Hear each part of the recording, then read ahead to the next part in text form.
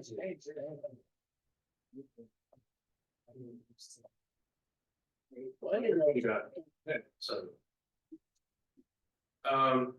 those of you who haven't been here before don't know that this is the first time we've had a microphone that works this well. Which we're very happy about. We have these Wi-Fi things, or whatever they're called, wireless, right? But you have to talk with them like this, and no one wants to do that. However, we could use it tonight during the Q&A if you're interested.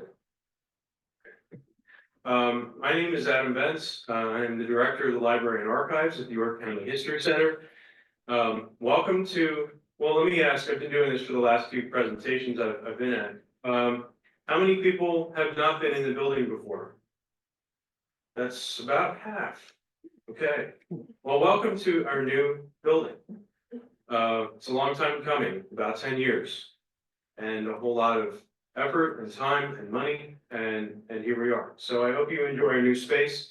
During the day, I think this is one of the best views of the city from right over there, just looking that way, looking to the east. It's really amazing. And then looking across the Codorus on the other side is really beautiful. I love this room. So we're very happy to have the Civil War Roundtable start off in the new building tonight, and with an excellent speaker who many of you, if you don't know who he is, well, you should. You should know him. I'm just going to present 3 upcoming events.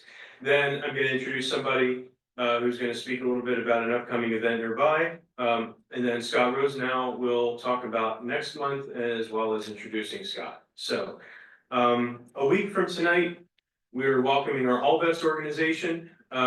And All Vets is, for those of you who don't know, All Vets is a veterans oral history program we've been working with for quite a long time, not quite as long as the Roundtable. But All Vets will be welcoming Major Donald W. Androsky, who served in the Army from 1965 to 1955 to 1975. And he did 3 tours in Vietnam. So we'll be talking about his experience. That's a week from tonight at 7:00 p.m. Excuse me. On Friday, October 4th, in the evening, multiple times in the evening, we are running spooky walking tours of the city, half-hour walking tours in this area of the city of York. Please check out our website and register in advance for those. We're looking forward to that to kick off October. And last, but certainly not least, I'm kind of skipping over the next Roundtable event to talk about this. Again, if you're from here, or if you've been involved in the History Center, you know what we do in October. So on October 20th, we'll be celebrating the 50th anniversary of the Oyster Festival. And it is returning to its traditional location, which is at the Colonial Complex, a block and a half this way, on Pershing Avenue. So that's on October 20th, starting at 11 o'clock and running until 3 in the afternoon. Again, check out our website. We've got lots of details. I've skipped over about 300 other events that we're doing over the next 2 months. But I know people are here for the Civil War, and we're going to get to the Civil War. I'm going to introduce Peter Mealy, who recently started at the Susquehanna National Heritage Area. Previously, he was at the Seminary Ridge Museum in Gettysburg. He's a colleague and a friend of mine, and a lot of you are well know what his work has been, and we're very happy that he's now in York County. It's good. It's good. It's good when we steal people from other places. I think, maybe not. No, but it was really cool when you told me that. So congratulations, and you have a few words about some of the work you're doing. Yeah, thank you. I told Adam that I made the jump to York County because the food is better than it is in Gettysburg. So far, it's lived up to the hype. I'm the warm-up act, so thank you very much. Like he needs one, right? But Scott was gracious enough to allow me a few words because what I'm doing right now has a lot to do with the story that we're going to hear tonight. I don't know how many people know this, but in December of 2023, Susquehanna National Heritage Area took possession of the Mifflin Farm right outside of Wrightsville, Cool Springs Road. And it was a 7-year battle to get this property. Local developer, I won't say who, was not too many local developers in York County. Was planning, had a developer's agreement to build a warehouse complex around the farmstead. And then eventually they said that they were going to demolish the Mifflin farmstead and build a 400,000 square foot warehouse. And through the efforts of partners, of local officials, of historians, alternative methods were sought and this ground was saved in perpetuity for future generations. So I came on board less than 70 days ago. And my job over the next 10 years is going to be to turn this into a gateway visitor center for the National Heritage Area, a heritage park, an Underground Railroad Learning Center, and we are going to build an art museum showcasing some of the art of the Susquehanna River. So why am I talking to you tonight? Well, this ground was also the position of Confederate artillery on June 28, 1863, and as Scott has pointed out, it is the only undisturbed piece of ground in York County military history, correct? Is that right? So we are going to be able to, interpret what Scott talks about tonight from this piece of ground, and it's also going to be showcasing many of the stories of York and Lancaster County, some of the turning points for which this area is known, which I'm still learning, coming from Gettysburg, which was a turning point, I think. But what's really exciting is that next week we are going to break ground for initial public improvements. So for the first time in 225 years, the public is going to be able to access this historic ground. And I've been here for 70 days, so I didn't do much to do it, but I get to take all the credit for it. So I'm really happy. And so I brought my business card, I brought a rack card, which gives you a little bit of information about the Mifflin farm, has some renderings of what's going to be there eventually. But we are going to open for public tours next spring. I am committed to it, that we are going to have regular open hours, Saturdays next spring. We're going to be able to welcome bus tours. We already are welcoming bus tours, but we're going to be able to welcome them in a nicer atmosphere. We're gonna have actual parking spots for you. And this is also, as a kind of hinted at, was an Underground Railroad site. The Mifflins were Quakers. We have documented evidence of freedom seekers who crossed over the property on their way across the Susquehanna River to Columbia, Lancaster County. And this is a story that we're also committed to telling as we put together this new historic landmark. So I really hope that you will come and visit us as we work through this process. As I said, next April, we're going to be open for tours every Saturday. You can find information on our website.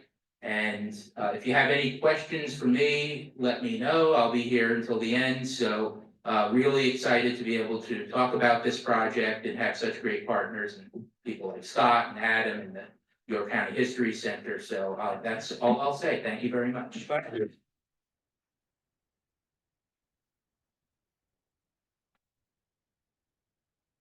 Welcome everyone to the Civil Roundtable for our first meeting at this great facility. Definitely looking forward to being here throughout the future months as well. For those of you who are interested in seeing what we have coming up, we do have flyers back in the back table showing our upcoming schedule. So if you want to pick that up as well, we'll tell you our dates and upcoming programs. So that is available in the back. And there's also some free magazines if you want to pick those up as well. And just as a little, I guess, public service announcement, the Roundtable is self-funded. We do not take any dues, membership fees, anything like that. Everything is self-funded. So anyone who is interested in supporting our speaker fund, there will be a basket coming around throughout the program. So we do appreciate any donation that anyone does provide for us. But let's get to tonight's program. Again, we're thankful for the History Center for all their work that they do for us, hosting for us. They help us broadcast on Facebook, so people who can't be here are able to still view and participate in our programs, and look forward to their continued working with us. Before we talk about tonight's program, just going to preview next month.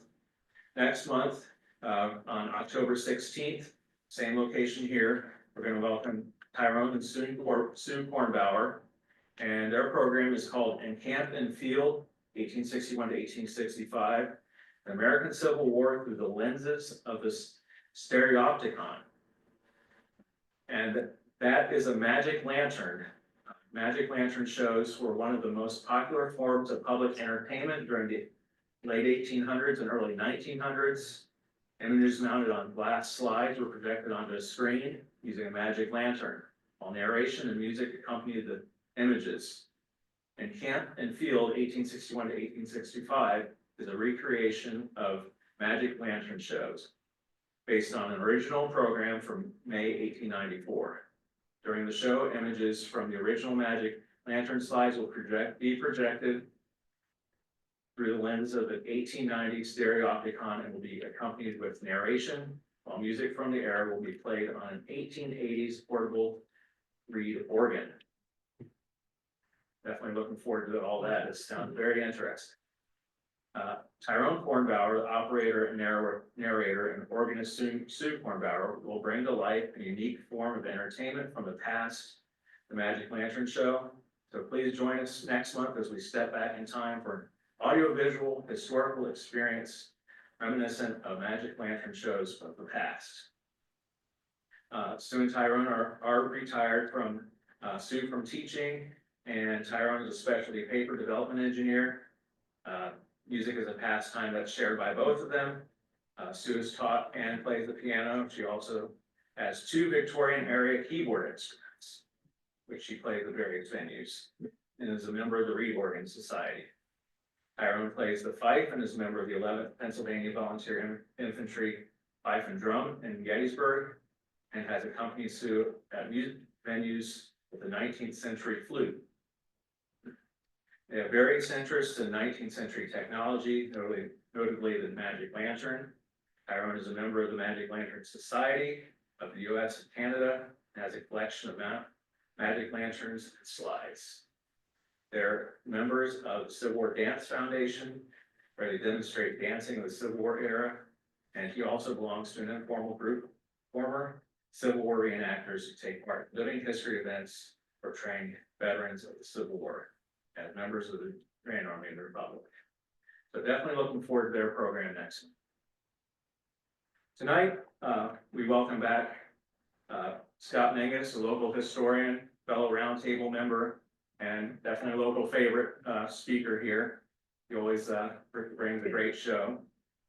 He's a retired scientist who holds patents for the self-adhesive postage stamp. And he's written over 30 books on the Civil War and Underground Railroad. It seems like every other day there's a book coming out by Scott Mingus, but hard to believe it's only 30. But he's written various books and articles and journals. He's appeared on TV networks. Among his books, he has an award-winning biography of William Extra Billy Smith. He, with Eric Wittenberg, wrote a award-winning 2-volume work, If We Were Striking for Pennsylvania, which I highly recommend. Definitely feel like you're right there with the soldiers, so definitely recommend that set if you haven't read it yet. And the book that he is going to talk about tonight, I believe is one of the first books he wrote, Plains Beyond Gettysburg. He's going to talk about some of the, just as Peter was talking about, some of the land that he's going to be preserving, going to be a subject of tonight's work of this show. So welcome, Scott Mingus.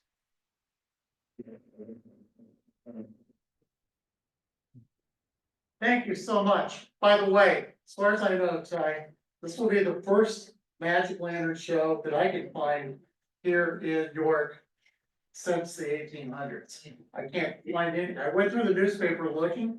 I can't find another one. So something that hasn't happened for 100+ years is going to happen right here. So that's going to be kind of cool. So make sure you're here for that. All right, tonight I want to talk about Lansing on Gettysburg, which. There we go. This is York County in 1860. Pretty large county. Agriculture was the big thing here in this area. There were close to 86,000 or so, 68,000 or so people who lived in York County. There were 8,000 or so that lived here in York. There were 1,500 or so in Hanover, about 1,300 or so in Wrightsville, and everything else was just little tiny little farm villages. But the key to York County was the fact this was a major transportation hub. Running left from Gettysburg here on this, here is US Route 30, Route 462, which at the time of the Civil War, this is the Pennsylvania Turnpike. I-76 obviously doesn't exist. That's the main road from Philadelphia to Pittsburgh. And so you get a lot of people coming into York County from elsewhere. Lots of folks. There's constant traffic on that road. There are livery stables that line it. There are hotels. There are restaurants. There are, much like the interstate today, this is all designed for the interstate traveler. The other key thing in the county is sort of the railroad network. This is the Northern Central Railway. It ran from Baltimore north through York, through Harrisburg, through Sunbury and Williamsport, all the way to Elmira, New York, making this a interstate transportation link from upstate New York back down to Maryland. And of course, connections in Maryland to Washington, D.C., etc. You've got a branch that ran from Hanover Junction to the west through Jefferson, Hanover, New Oxford, went over to Gettysburg. You know, the branch that went from York to Wrightsville. Now, from Harrisburg south to Conowingo, Maryland, at the time of the Civil War, there's only one bridge, one way to cross the river. There is a small ford at Bainbridge in York Haven. That ford is not usually usable in the spring because the spring rains. It does work fairly well for most of the rest of the year. But I want you to keep this map in mind. Railroads, highway, river. That intersection of those three is going to make York a key part of the Gettysburg campaign. A very key part, as it turns out. So this is the bridge at Wrightsville. We go back just one slide.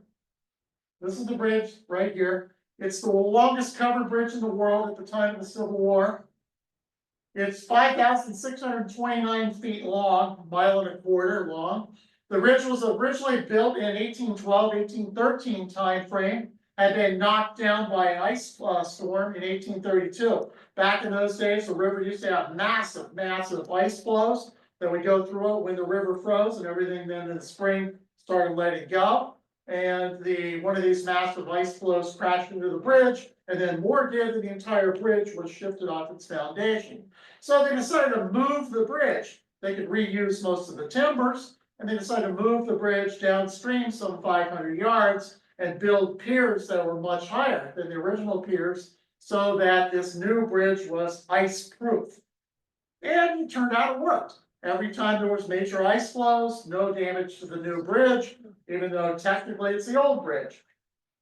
So this bridge is known from so many artists and poets and people come across this bridge in the 1820s, 30s, 40s, and 50s. It appears in lots of national travel magazines, etc. This is a very, very famous bridge. There are people from all over the United States that travel across this bridge. William Henry Harrison, President of the United States, across the bridge. You know, you've got Andrew Jackson across the bridge. You've got a lot of very important people that come across that bridge at various points in time. The bridge is a source of concern during the Civil War.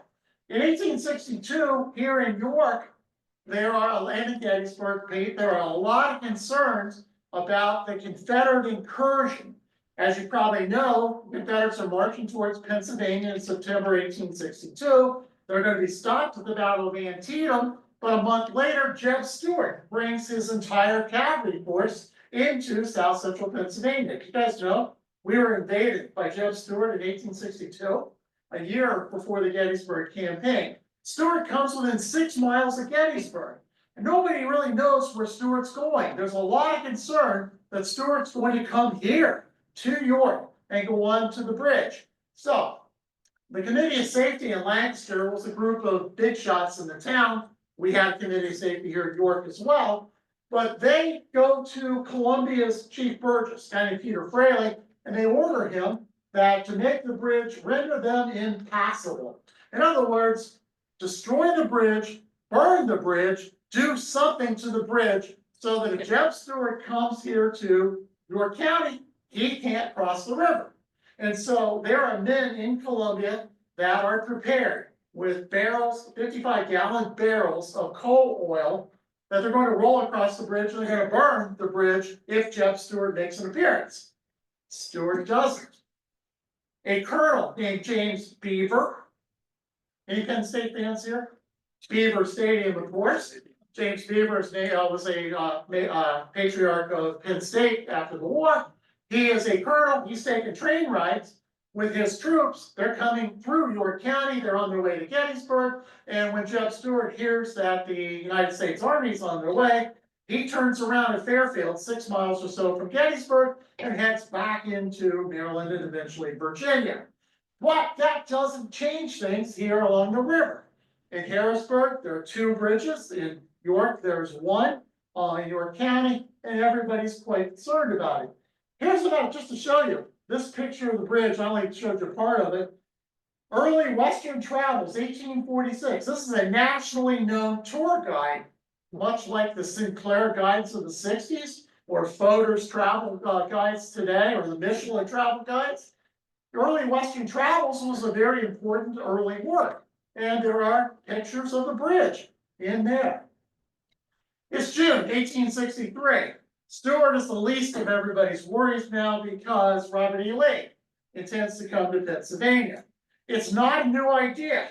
Jeb Stuart, back in the spring of 1862, in the Shenandoah Valley, is called his major of ordnance, a fellow by the name of Alexander Butler, to his tent.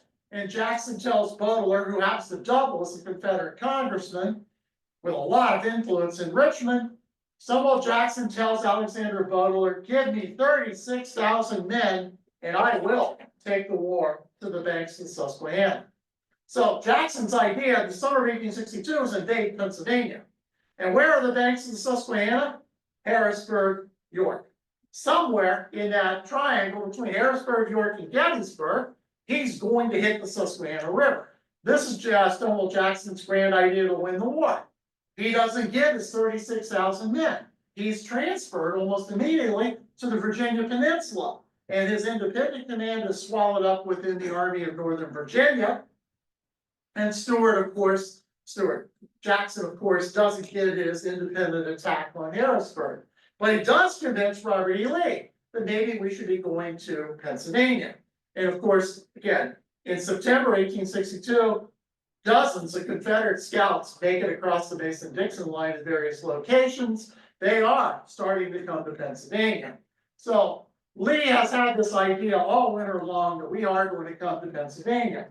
His big goal, of course, as we all talk about, is to beat the Yankees on northern soil. What we don't often talk about is where on your northern soil.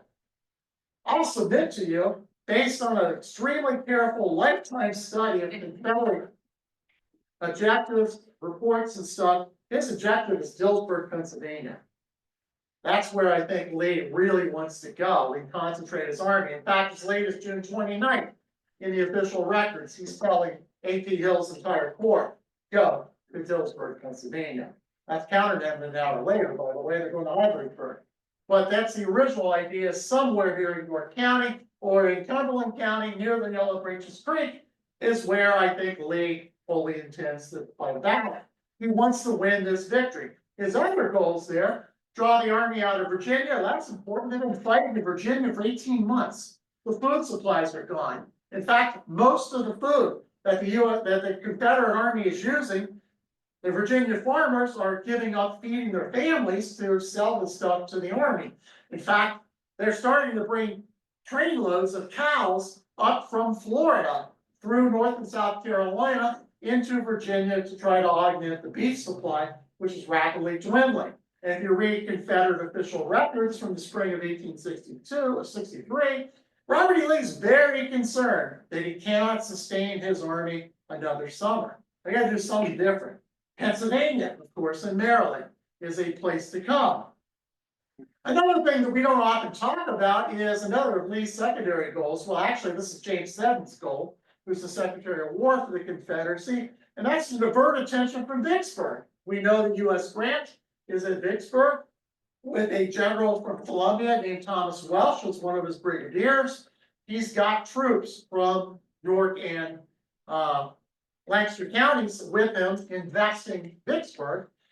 The United States Army has reinforcements. The entire Ninth Corps under Ambrose Burnside is on their way to Vicksburg.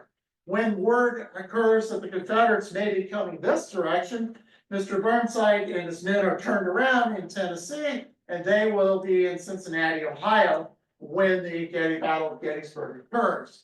And Lee, of course, his final goal, which is going to impact York County, is to threaten the railroads and the supply lines and stuff. So tonight we're going to focus our attention on this guy. His name is Joe Anderson Early. He's from Lynchburg, Virginia. He is, as Lee calls him, my bad old man. He's a vitriolic person with a firing temper, a very profane mouth. He is also an extremely hard hitter in combat. I mean, his men are veterans. Almost every soldier that's marching in his command, 6,600 of them, are veteran Confederate soldiers. Some of whom are some of the very best troops in the entire Confederacy. I mean, anybody ever watched college football and you've heard of the Louisiana State University Tigers? They're named for the Civil War unit, the Louisiana Tigers.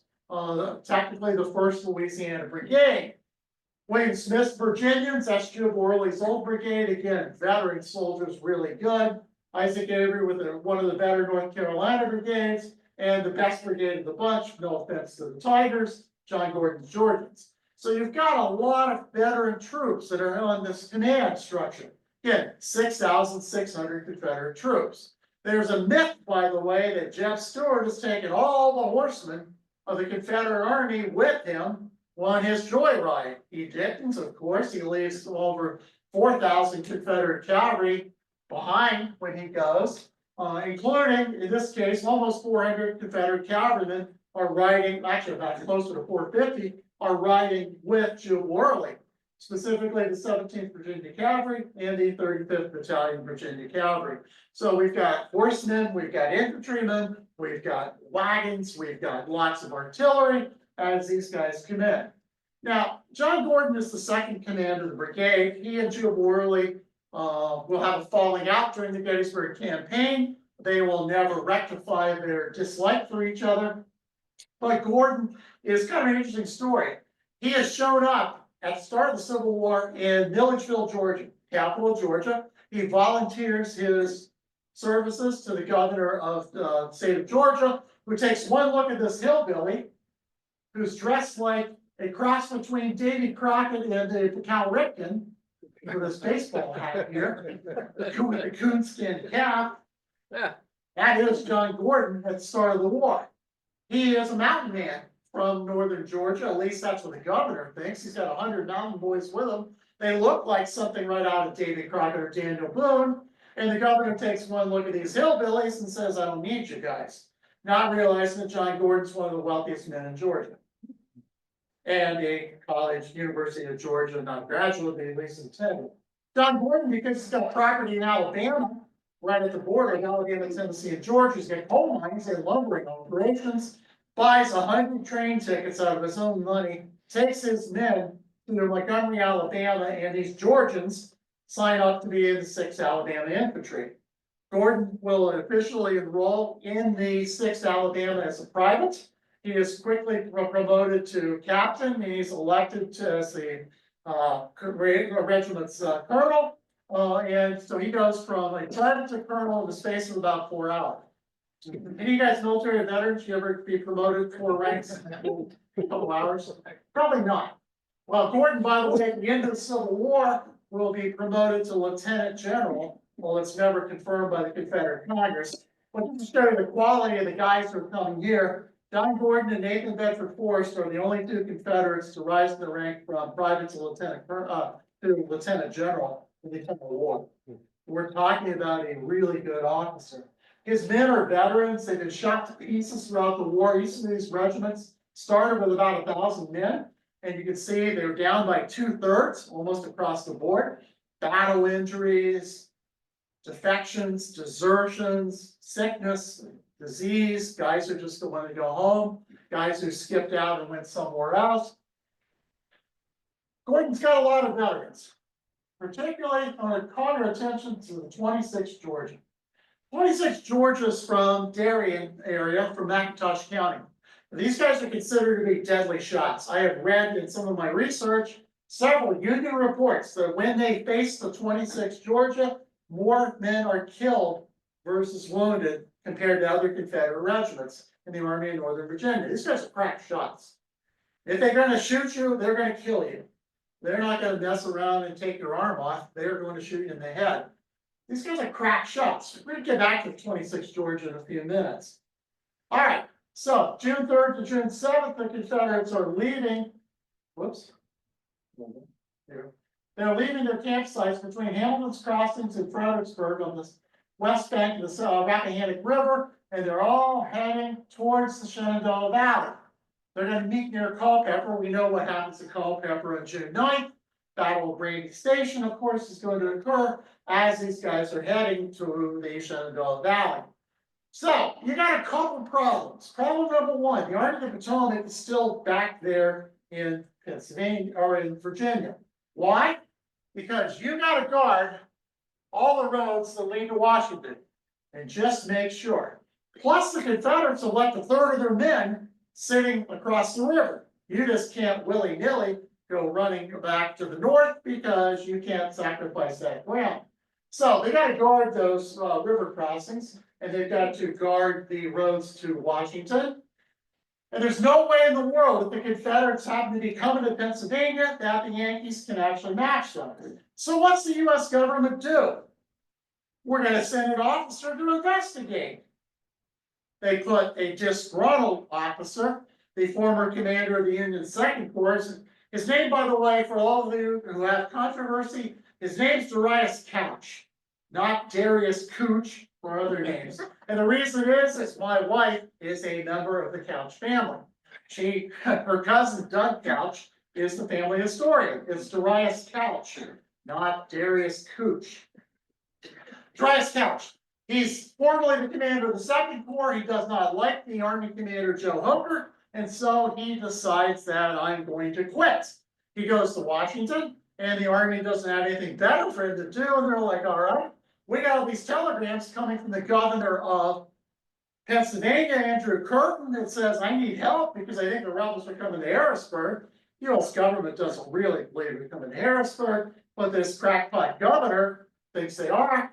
And finally, at some point, a telegram comes from the War Department that says, why don't we send somebody to Pennsylvania and just find out what's really going on up there? So the War Department sends General Couch.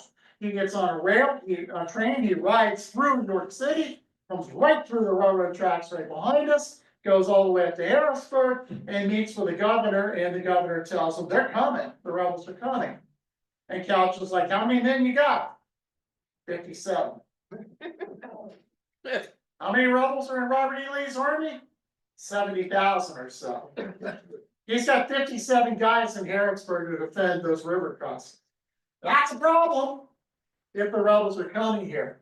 Couch very quickly realizes that I need more men. And so he's going to be in charge of the new Department of the Susquehanna. They create this wonderful department. It goes from Johnstown in the Laurel Highlands all the way to the Susquehanna River. Oh, and then they decide we're going to extend it to Pittsburgh. And so now the department to Philadelphia. So the Department of Susquehanna with 57 guys and one general runs almost the entire length of Pennsylvania. Other than the Pittsburgh region, everybody reports to this guy. 57 guys. He's got one order. The US government sends a message to Couch, and it's very simple. And I quote, no armed Confederates may cross the Susquehanna River.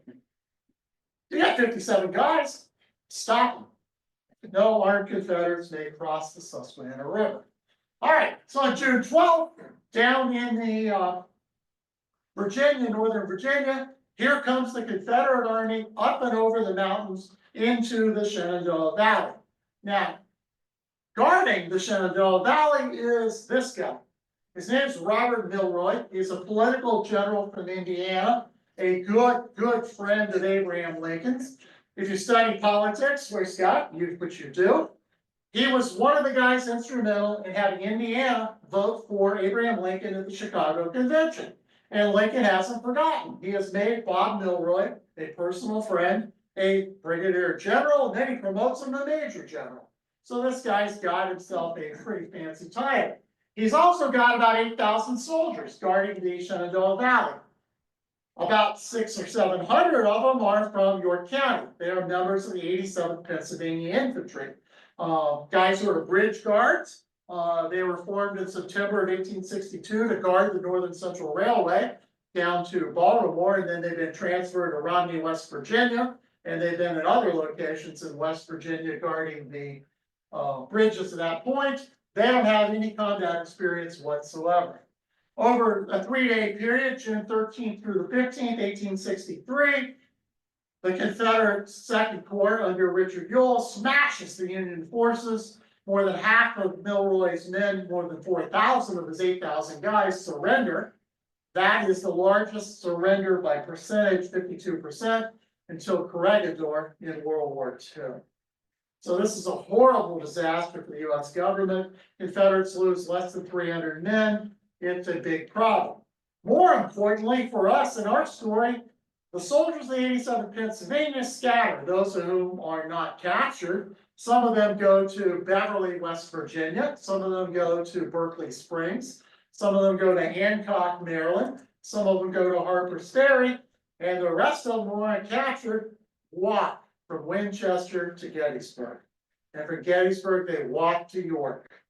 And so you've got guys from 87th Pennsylvania coming here, starting to spread the news that we've had this disaster in Pennsylvania. In Virginia. So Abraham Lincoln responds to all this by saying, look, the Army of the Potomac cannot possibly come to Pennsylvania in time. We're going to have to raise troops. Now, again, the War Department's not 100% sure still that Harrisburg's the topic, that where we're coming. In fact, out of Lincoln's 100,000 volunteers he calls for, 25,000 of them are supposed to be from the new state of West Virginia. Why? Start of the war, Robert E. Lee had fought in West Virginia, had lost several battles. West Virginia was going to become a state on June 20th, 1863, and there's a lot of concern that Robert E. Lee wants to prevent that, and his troops' goal is Wheeling, West Virginia, after he took Charleston. I'm from Ohio. My great-great-great-grandfather, one of them, no, two greats, great-great-grandfather, John Brown, signs up for the 183rd Ohio, one of these temporary units, and they would get 25,000 volunteers from Ohio, 25,000 volunteers from West Virginia. That leaves 50,000 from Pennsylvania, right? Okay. So the governor of Pennsylvania, is the wrong direction. Governor of Pennsylvania, wow, I got it upside down. There we go. The governor here says, all right, I want the rest of the 50,000 guys here. He doesn't say maybe they're coming. Look at that broadside. What does that say?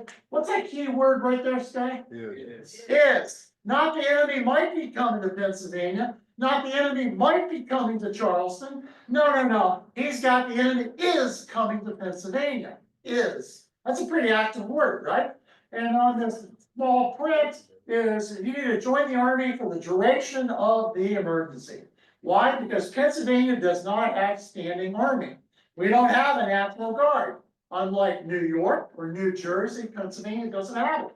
By our state constitution, the only time the state can raise troops for the state, the state National Guard, if you will, is in the case of an imminent invasion, which they did, of course, in the War of 1812. They did it again the first year of the Civil War in 1862, and now the governor activates the clause, and they're going to call for 50,000 volunteers.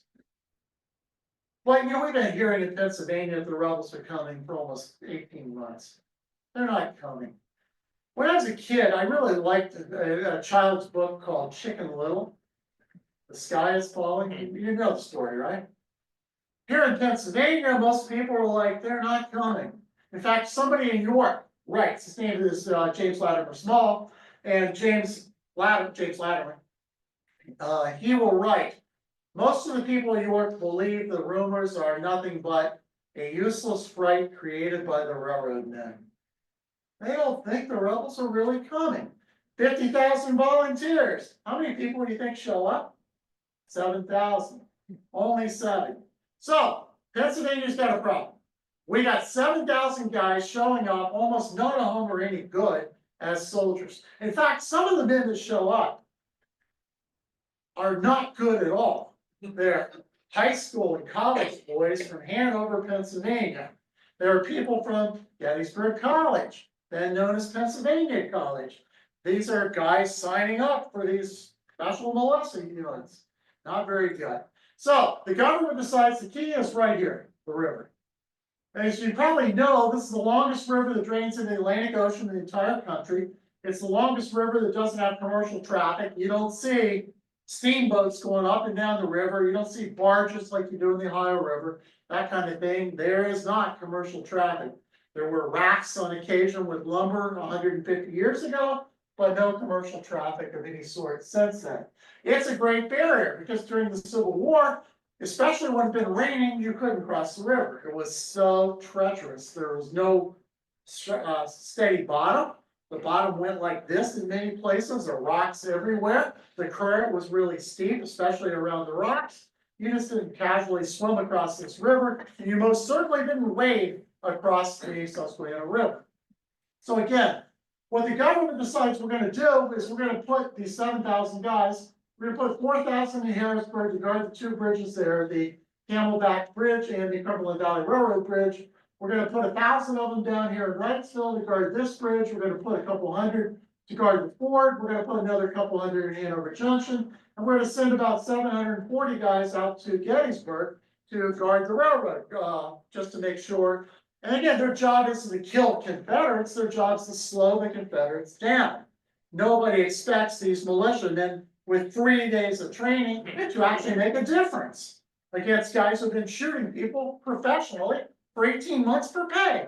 You know, this is a different world. These state militia guys are not that good. Again, we got 7 regiments. They're hastily trained, 3 days. Most of these guys never even get a chance to fire their gun.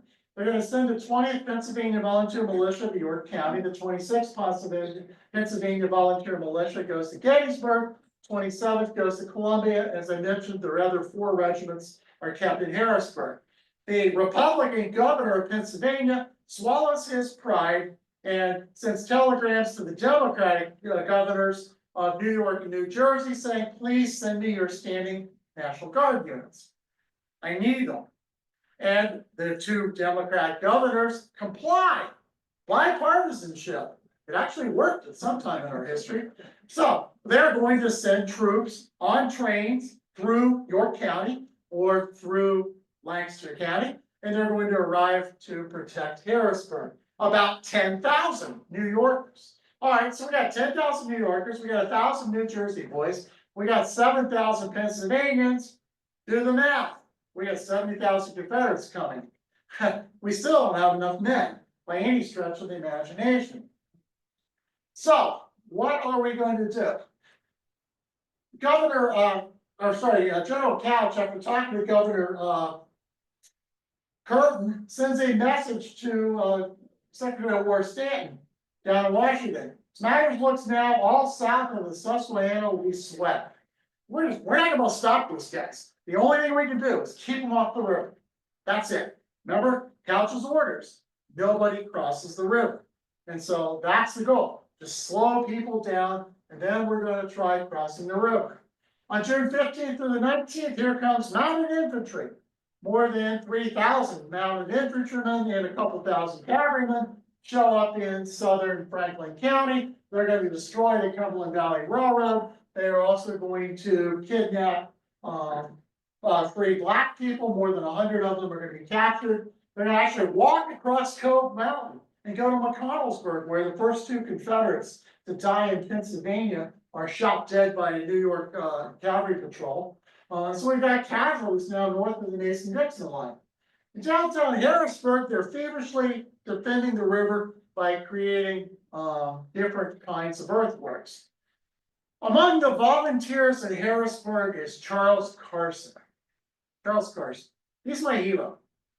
Charlie Carson shows up in Harrisburg to volunteer for the State National Guard with 17 men. They're walking down Walnut Street in Harrisburg, playing martial music. They're wearing strange outfits. They've got white breeches that come down to their knees.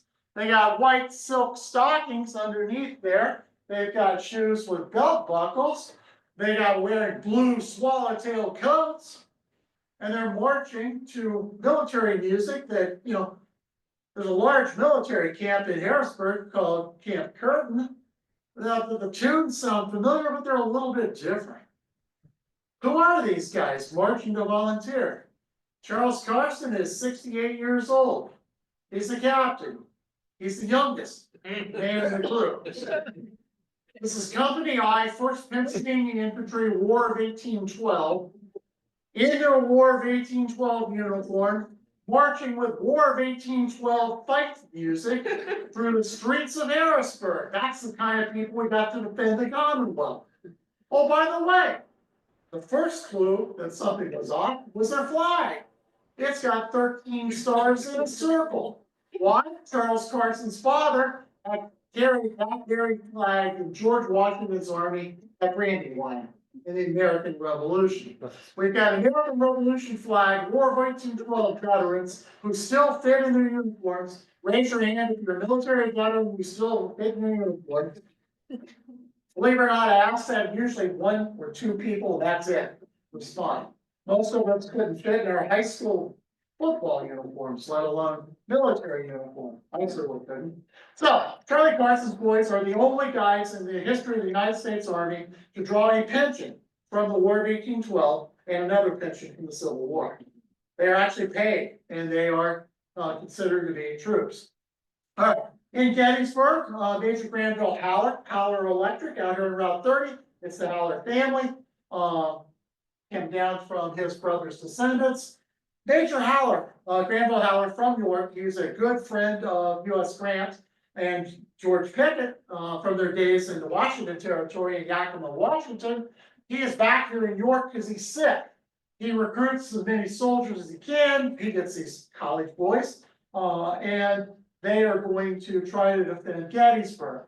On June 19th through the 22nd, here comes the state militia trying to stop the Confederates. The first battle of any size in Pennsylvania occurs on Sunday night, June 21st at Fairfield.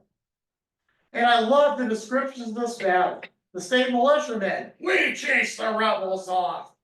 The rebels. We've been stealing horses all day. We're tired. The sun's about ready to go down. We saw this laughable cavalry coming off in the distance. And rather than waste lead on them, we just turned around, went back over the mountains so we could sleep. I mean, the truth is probably somewhere in between. But this fighting occurs that nothing really happens. The other thing that does keep happening, though, is the state militia's train coming from Hanover hits a cow at New Oxford on a bridge. And so this little old lady crosses the bridge with her cow, train comes up behind them, she dives off into the creek, into Swift Run, cow gets hit by the train, cow is still reasonably intact, although it's dead, and the train guys and the soldiers, while their train derails, decides we can't march 6 miles to Gettysburg. Well, that might hurt our little feet. And so these state militiamen, who are new soldiers, not used to this kind of life, decide we can butcher that dead cow, and they send word back to Gettysburg for all the pretty girls to come out, and soon carriage loads of women are coming from Gettysburg out to the army camp west of New Oxford to have a party with this fresh beef. One soldier in his diary will write that night, tonight is the greatest night of my life. Goes on to say a few other things and then closes with, I love being a soldier in soldier blue. Okay, good for you. That's gonna change. All right, so with all the Confederates now coming into Pennsylvania, everybody starts skedaddling. because they've taken more than 100 African Americans out of Raglan County. 1,800 black people crossed the bridges at, Harrisburg. I don't know why they counted black people separately than white, but they did. And they have 1,800 black people that we know cross that bridge, and thousands, we don't know the number, because they didn't count them, of white people across the bridge as well. But they are going all over the place trying to hide it. Anyway, the general's wife, remember her husband, General Thomas Welsh, was with Grant in Vicksburg. She's from Wrightsville, by the way, she's a Wrightsville native. She lives across the river in Columbia. I guess her name was a time when Columbia was in such a state of excitement as last 10 days. Last week, all week, drove the whole York cattle. Here's the bottom strippers get passing through town. Coming from Franklin and York counties going a great many of them. They aren't very well. They just want to get across the river. Once you're across the river, they don't have a plan. Do we go to Philadelphia? You go to Marietta, go to Columbia, go to Lebanon, go to Lancaster, what do you do? They just need to go across the river. But every single person across the river pays money. Because that bridge is a toll bridge. We said this is a turnpike. It's a lot cheaper then than it is now. On the other turnpike they got in. When it's done here, on my way to, Ohio. Somewhere across the river, 30 cents for a carriage, 16 cents for a horse and rider, 6 cents for a pedestrian. Oh, by the way, 16.5 cents is what they charge for every cow, every sheep, every pig that you want to cross. You want to get all your property across that river, it's going to be a problem. This is the only known photograph of the bridge, taken before the Civil War, taken by Charles Times of New Oxford. He and his buddies are on their way to the Catskills and to Watkins Glen. They expose over 30 photographs of Watkins Glen. The only photograph they take on their entire trip that's not in New York is the bridge. That's how impressive this bridge was. And this is the only known photograph, courtesy of Historic Wrightsville Incorporated. It gives me permission to use it. This bridge is a railroad bridge. It's the turnpike bridge. It's also a toll bridge. This little attachment here, you have mule teams or oxen that would actually, with long leather straps, would pull canal boats. Because in the infinite geography we had to worry about, you could bring a canal down the east side of the river to Columbia, but from Columbia to the south, you can't do it on the east side of the river. So on the west side of the river, they had to move the canal on this side down to Havana Grace, Maryland. So the only way to connect the two canals is to run canal boats across the river. So this bridge is incredibly important. And they decided that to protect the bridge, we're going to send out the college boys. Franklin and Marshall University. Get this, they're going to pay these guys something like $18 for a week for food, and the college boys turn in change. Little different than today when 18 bucks won't buy you a pizza, let alone feeding 2 college campuses for almost a week. This is what they probably look like, something along this. Is a diorama in downtown Wrightsville at an old barber shop. Shows the rifle pits created to protect them. This is Craig's Creek. There's the world's longest covered bridge. This is Wrightsville. This is 7th Street. This is 8th Street. Oh, by the way, what's that? Pete? Mifflin. That's the Mifflin House. Huber right there. House. Yes, the Huber House at this time, correct. So it's right up there with this diorama. So June 22nd through the 25th, here comes the rebel infantry. This is no cavalry raid. Now this is the invasion of Pennsylvania in spades. So you've got all these rebels coming into the area. And on June 22nd, Richard Ewell, commanding the Confederates in Pennsylvania, unseals orders that come in from the courier. And the orders include this very controversial phrase: if Harrisburg comes within your means, capture it. Now, Stonewall Jackson had said a long time ago, I'm going to take the war to the banks of the Susquehanna. We know what Jackson thought. I'm going to take Harrisburg. But Richard Ewell gets those orders on June 22nd. When do you think he's going to start his men moving? June 26th. They're going to sit in Chambersburg for 4 days. He does tell Jube Orley, I want you to take your division, all those boys from New Jersey, boys from North Carolina, Louisiana, Georgia, and Virginia. I want you to go to York, I want you to destroy the railroad, and I want you to destroy the bridge, and his orders are to go where? Dillsburg. He writes that his orders are to go to Dillstown. Well, it's Dillsburg. Those are his original orders, unsealed again on June 22nd. June 26th, the rebels finally start for the river. Took them 4 days, and here they go, down Route 30, up Route 11, heading into Gettysburg. They're gonna cross South Mountain into Adams County, and they're going to burn the Caledonia Ironworks. I'm gonna be leading a couple bus tours through, starting in Chambersburg, here in a few weeks. We're gonna recreate Jubal Early's march from Chambersburg to, the river. So Jubal Early chases off the 26th Pennsylvania Volunteer Militia at Gettysburg, and everybody takes off. They start running. There are 4 monuments at Gettysburg to the 26th Pennsylvania Volunteer Militia or to Bell's Adams County Cavalry, who are the units that are trying to protect Gettysburg that afternoon, but it all fails. These are 2 of the 4 monuments. So the next time you're in Gettysburg, this monument's by a junkyard out on Route 30. This monument's right in front of the Federal Point Hotel, opposite John Burns' house, where it used to be.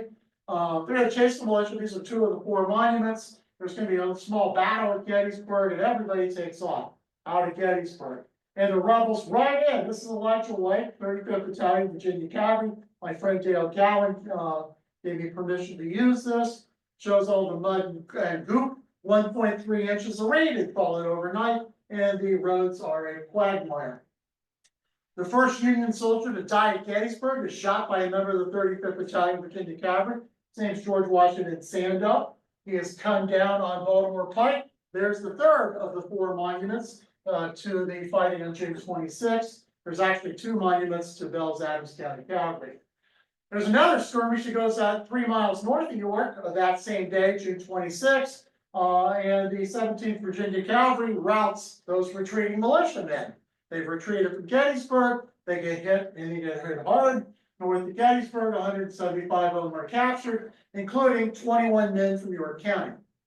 Mostly high school and college boys from Hanover.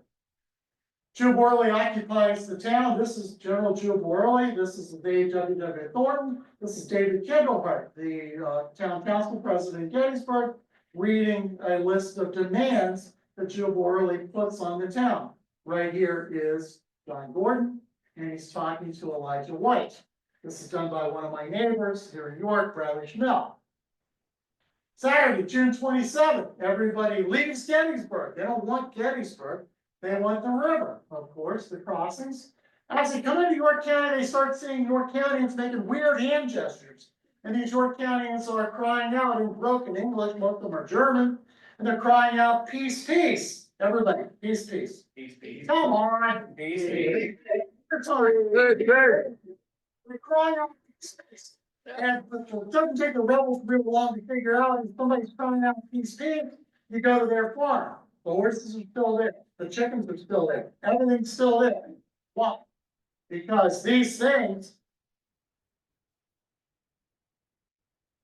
hand gestures, this cry of peace, peace was all new to the Confederates because con men from New York City had come throughout York County. And for $1, they would sell you a ticket to the Knights of the Golden Circle and an anti-Lincoln pro-Confederate group. And they would tell people when the Confederates come, we will give you peace and protection. Just show them the card, the golden ticket, your membership card. Tell them peace, peace. Doesn't take the rebels very long to figure out these are copperheads. These are usually people who didn't vote for Lincoln, but they want the dollar because remember, it's 16.5 cents for every cow you put across that bridge. And you're tired of doing that. You've been doing that ever since. People cry, the rebels are coming, and you go across the bridge. And now your wife's like, don't do that, honey. The nice salesman is saying for only $1, you don't have to take anybody across the bridge. It's a con game. They're going back to New York, and I documented in the book, they're actually bragging in the New York Herald that they sold thousands of tickets, mostly in Codorus and North Codorus townships. Which county are they in? York County. This is where they sell most of the tickets. And I love this quote. Bill Trundle, 35th Battalion, Virginia Cavalry. We get the old Junction, Pennsylvania fits, or remember like a mark everywhere it went. Horses, cattle, sheep, hogs, chickens, spring houses suffered alike. They cried, Peace, peace. most beautifully, wherever we went. It's a picnic in Pennsylvania. Another member of John Gordon's Georgia Brigade cries out. A picnic in Pennsylvania. All the food they want, all the horses they want to steal. Everything's here, folks. Elijah White on the morning of June 27th, raids Hanover Junction, chases off the 20th Militia, and about that time, York's leaders are in a tizzy. What are we gonna do? A young 24-year-old York businessman by the name of Arthur Briggs Parker takes it unto himself to ride on out and go meet with the Confederates. He's pulled this stunt before, back in 1862, trying to find his old college roommate, Rooney Lee, Robert E. Lee's son. Now he tries it again. He rides all the way out to Abbottstown and surrenders York, comes back to New York, and the town council's like, what in the world did you just do? You don't have any authorization to do that. So they all ride out to this farmhouse, which Jim McClure and I visited recently and put some stuff in the newspaper about. They go into this house, and this is where the peaceful occupation of York, if that's what you want to call it, or the surrender, if that's what you want to call it, something occurs in that farmhouse, and the rebels are going to take York.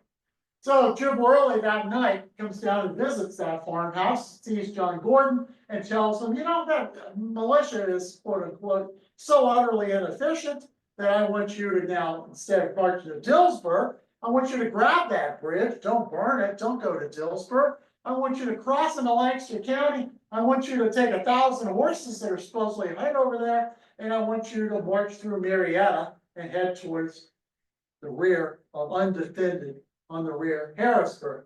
That's what Jim Worley wants to do. So Sunday, June 28th, here they come for the river. People talk about the high water mark of Confederacy's Pickett's Charge. I'll argue the high water mark is Sunday, June 28th. Why?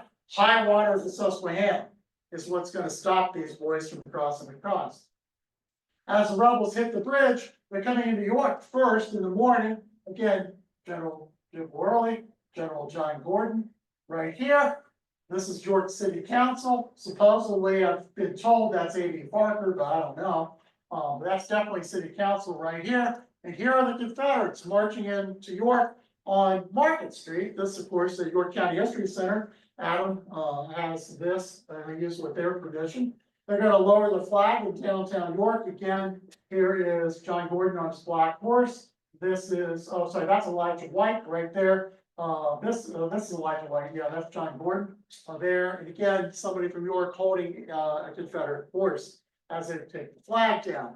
As they go towards the river, they're going to get a nasty surprise because the Pennsylvania has rallied as many troops as they can here at the river. You got the 27th Pennsylvania Volunteer Militia, 3 days of training. 20th Militia, these are the guys that ran from Hanover Junction. You got the Columbia Company, we're going to talk about that in a minute. You've got about 100 or so patients in the U.S. Army Hospital in York. You got 26th Militia that walked all the way here from Gettysburg, survivors of that battle. But the 27th here is kind of an enigma. This isn't state militia, folks. Well, some of them are. This is the 129th Pennsylvania Infantry, Army of the Potomac, that has been mustered out after the Battle of Chancellorsville, and almost to a man they re-enlist, along with their friends and neighbors. 80% of their officers fought at fought at Chancellorsville, and this guy who commands them is a double Medal of Honor certificate winner for Fredericksburg and Chancellorsville. These guys are not rookies, folks. This is an awful surprise as the Confederates come in. But John Gordon thinks he knows all about this because here in downtown York, he's been given a bouquet of red roses with the complete plans of the defenses of Wrightsville written, as he says, in a woman's flowery handwriting. Okay. Major Haller, the guy originally from New York who's sick, orders the bridge to be destroyed. They're going to hit it with artillery. They got cannons. They don't have any ammunition. That's a problem. Not going to be able to shoot anything. So then they decide we're going to blow it up with gunpowder. And they put gunpowder in the bridge and they blow it sky high, except it's a railroad bridge, folks. It's a turnpike bridge. It just blows the siding off the covered bridge. It doesn't do any more damage at all to it. So finally, they go back to the plan in 1862. Roll those barrels of coal oil that have been sitting there since 1862, roll them across the bridge and set the thing on fire. And they do that. Bridge, again, Bradley Schmel from here in York, Pennsylvania. Bradley Schmel, this is Wrightsville, this is Columbia. This is, Frick, Colonel Frick, the Medal of Honor winner, 129th Pennsylvania / 27th Militia. Here on the Columbia side, bridge is on fire, the winds shift, now the whole bridge is burning, not just the one section that they hope to, just burn and drop. And all these people sitting on the Columbia side of the river are watching as that bridge fire keeps climbing closer and closer and closer. 6 hours it will take for the entire bridge to burn. It will all disappear. But the wind shifts right in the middle of the night, and now it's gonna blow everything back into Columbia. And so the Confederates, with the wind shifting, you know, the lumber yards, almost everything along Front Street burns in downtown Columbia. Rolling stock, houses, the post office, military, dry goods stores, big fire in Wrightsville.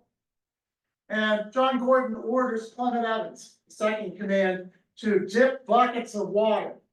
Now, remember I mentioned the 26th Georgia earlier? They're from Darien, McIntosh County. These are the crack shots.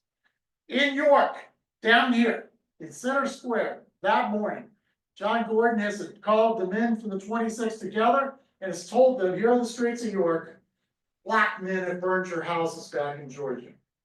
You ever seen the movie Glory?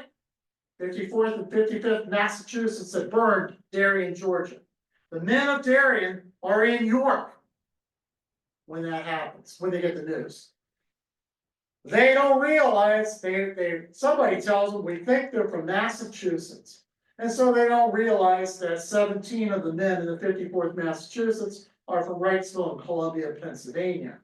17 men. In fact, the section of town they worked the hardest to save is the black section of Wrightsville. The very men that burned their houses in Georgia, they saved the houses in Pennsylvania. Within months, when they learned what happened, some of the Confederates urged Gordon to bring them back to Pennsylvania so they could burn the town down in revenge. Never gonna happen. 30 years later, one of these old Confederates writes a letter in the McIntosh County newspaper. Can I get volunteers to go with me to Pennsylvania with some firearms and perhaps some coal oil? They're gonna burn Columbia in 1880. You know, but they want to try at least.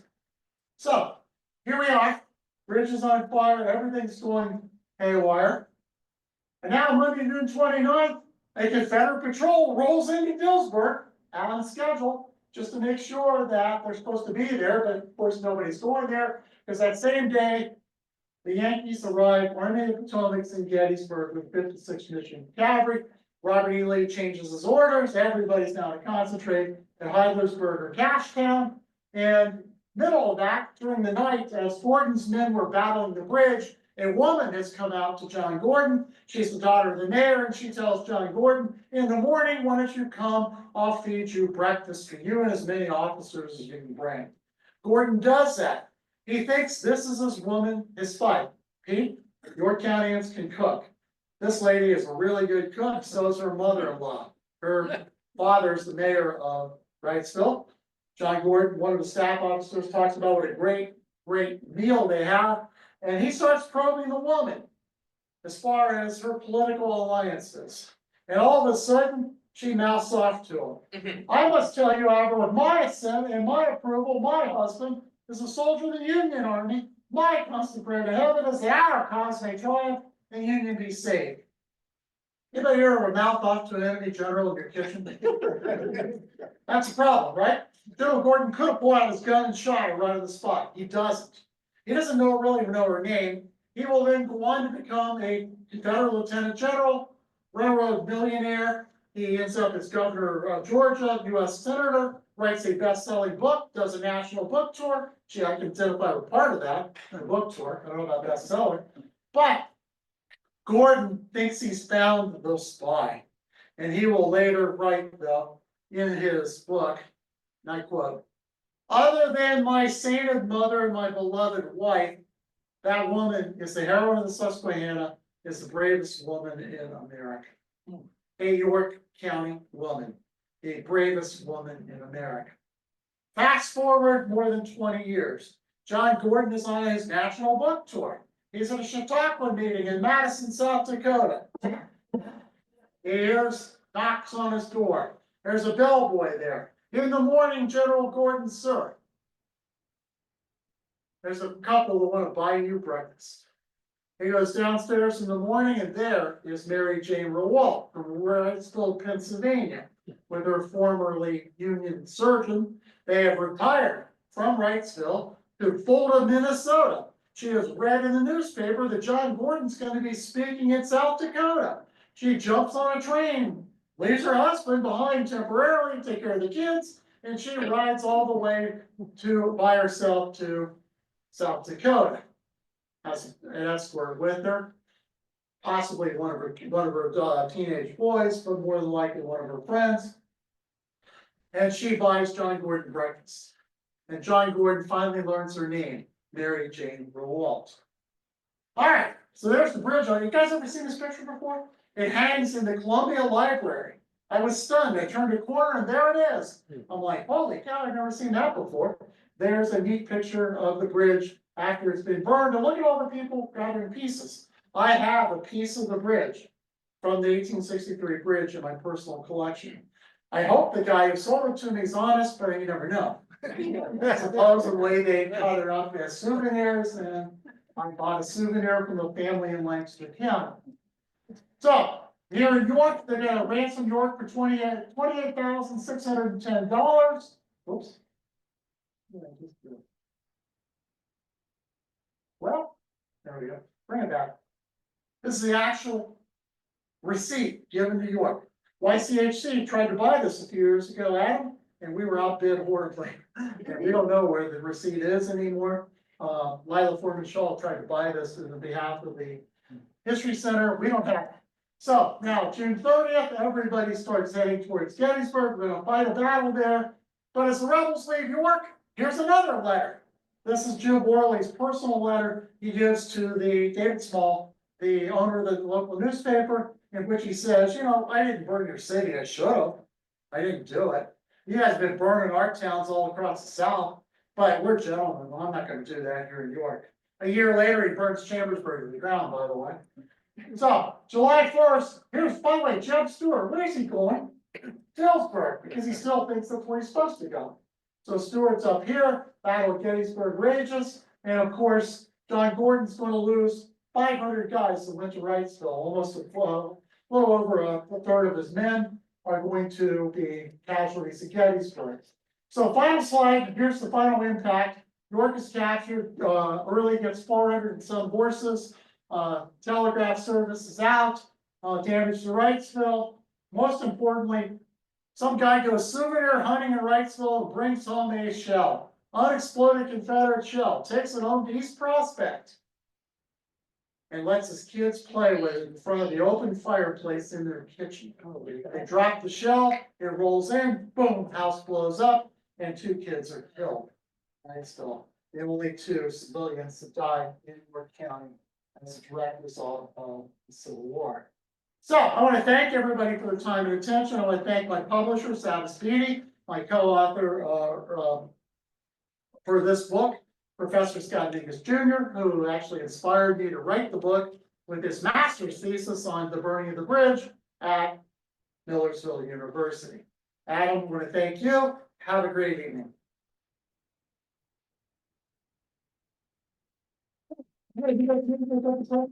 Yes, no? Okay, any questions? Yes, Pete.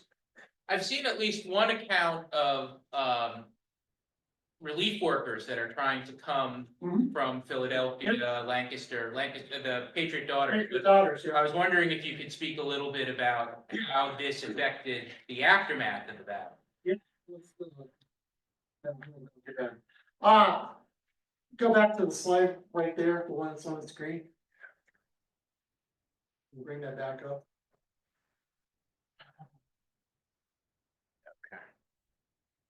It's soft and don't worry. Here's Pete's question. The bridge is gone.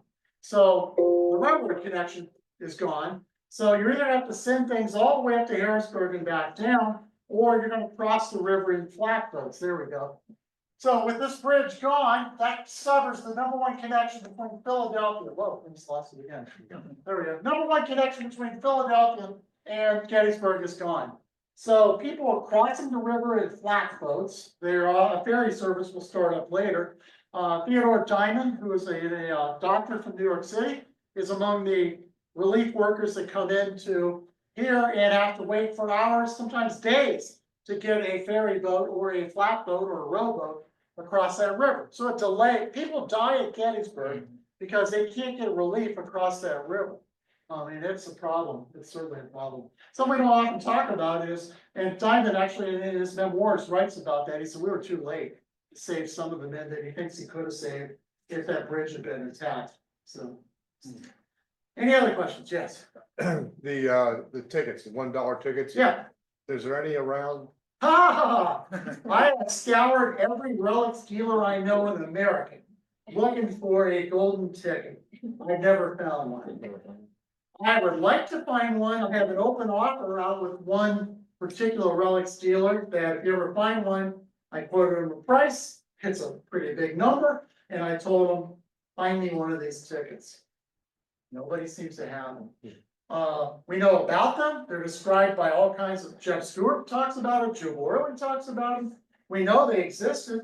My guess is most farmers are too ashamed or they burned them. Or in paper drives in World War II, Grandpa's papers were all thrown out, including that. Or, my hope against hope, somebody tucked one in a Bible somewhere. And I scour old Bibles in every antique shop in York County. Whenever they come up for sale, I go find them, I look through them, just to see if I can turn a page and there it is. Scott, are they of yellow paper? According to the descriptions, they were called the golden tickets. So, you know, and being a paper maker, thought they're probably goldenrod paper, which did exist back then. So it probably was printed in New York City on goldenrod paper. So, any other questions? Yes. How much of a battle was the Battle of Lawrence? You How much of that? mentioned At that the the time- group was fairly Yeah. experienced and then. Yeah, there were over 1,500 Union soldiers, 1,800 Confederates. So over 3,000 men fought at Wrightsville. One man, a black man, has his head taken off by a shell fragment. He's one of the 53 black men from Columbia that are defending the river. For some reason, my slide never showed up that I put in there about them. One of them, John Wilson, 15-year-old boy at Wrightsville.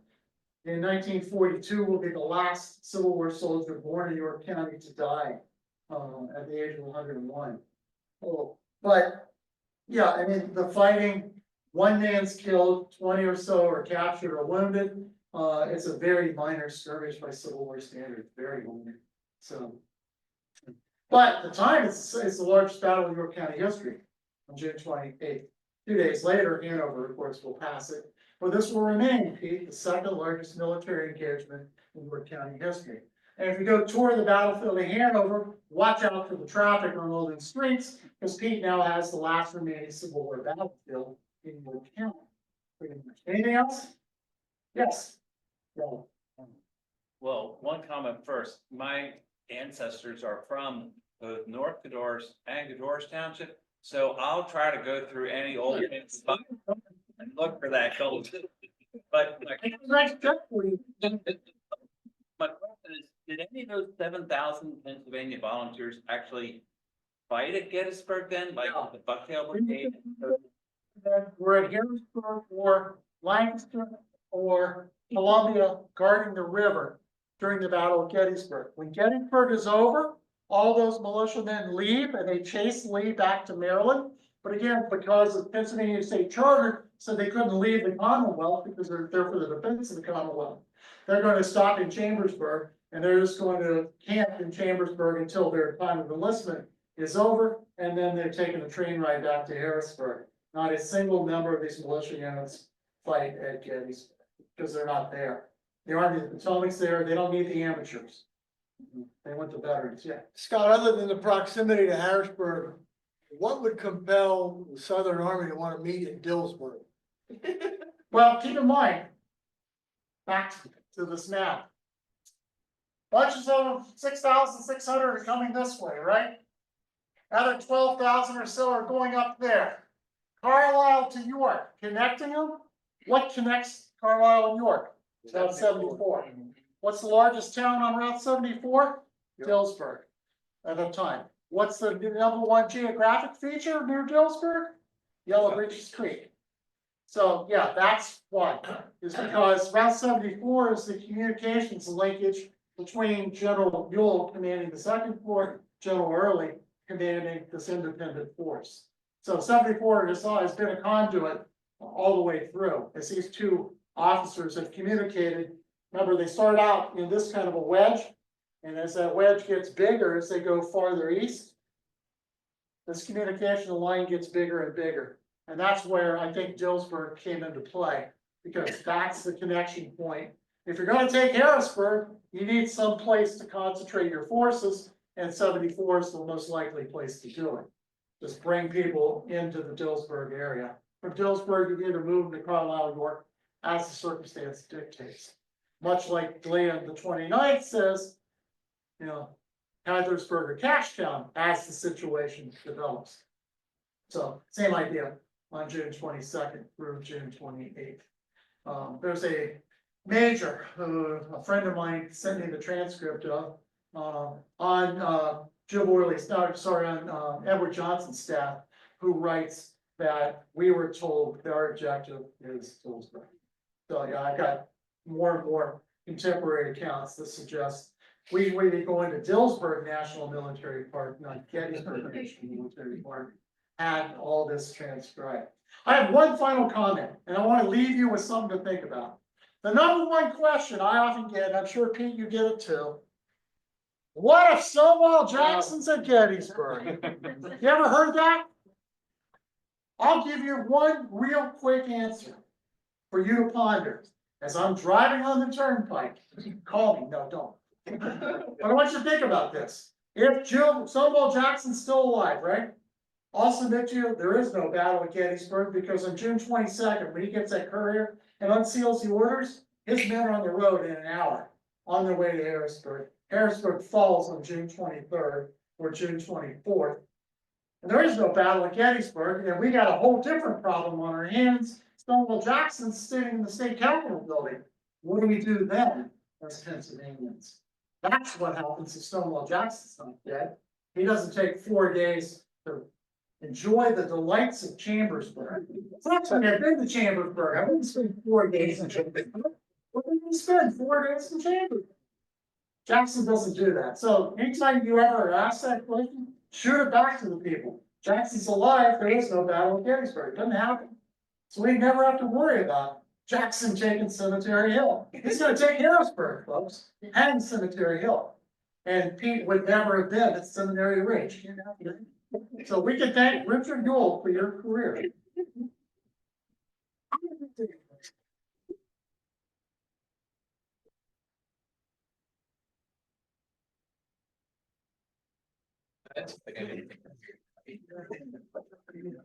Thank you for coming, everybody. If you're not familiar, I'd like to relieve yourselves before we leave. We have great new bathroom facilities in the lab. Depending on this hallway, the lights should come on automatically. If they don't, we'll try to fix that. Yeah. We go grab, put them all down at the table.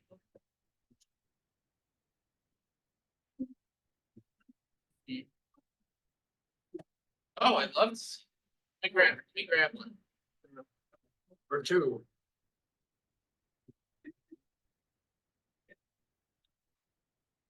Okay.